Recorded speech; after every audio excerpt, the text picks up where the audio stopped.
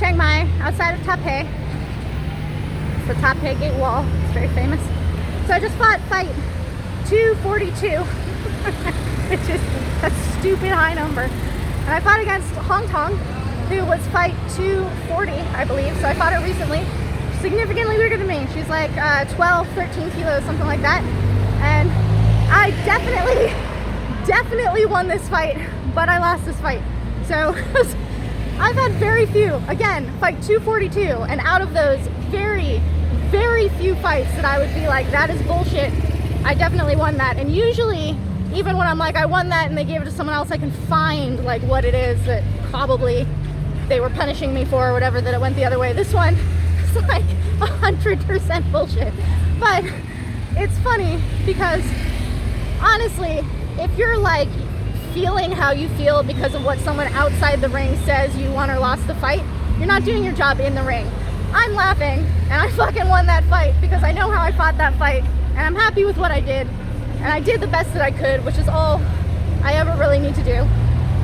And I can knock her out, I guess, to like make sure that I win the fight, but it's also a blessing in disguise because the way I've been going in my career, the size I am, fighting people bigger, the way that I fight, all of these things, it's getting hard for me to find opponents. I had some fights lined up that disappear because people don't want to fight me, things like that. And it's not the like, oh, no one wants to fight me kind of thing. I keep going bigger because people don't want to fight me, so they just keep getting bigger because those are the people who will fight me. When someone 12 to 14 kilos bigger than me has to have a fucking bullshit decision, it's good for me because that means, on paper, losing this fight, I get another one. If I had won this fight, given my last couple of fights, the way I've been winning, the belt I just won, things like that, I might not have another opponent for a really long time. So I'm actually grateful for the fact that I feel the way I feel after this fight. I'm not injured. I fucking know I did really well. You clinched, you had one arm. Kevin's reminding me of a fact. Arm. You're a clinch fighter with one arm. I fought this fight essentially with one arm because my shoulder is fucked right now. Since my last fight. So I've been training with it. I've been doing active recovery. I've been working actually really hard on keeping range of motion and being able to keep using it. I couldn't clinch properly in this fight, but not as an excuse of like, oh, I lost because I couldn't clinch. I was clinching one-armed and I won this fight. It's fucking crazy. It's like when I went southpaw and I started like beating people I had no business beating, period. Southpaw, totally like, I am not left-handed, Princess Bride type situation.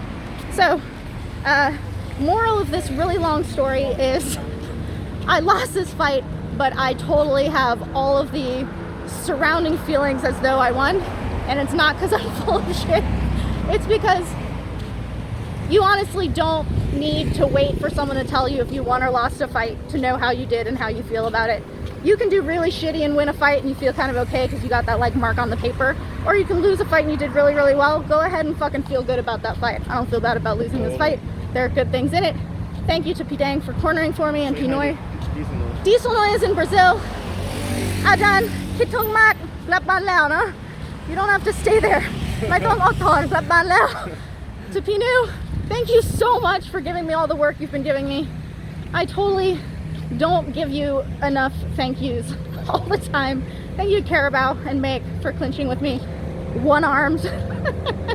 We're at our car. I don't want to get hit by a tuk-tuk. I'd smash it. All right, talk to you guys later.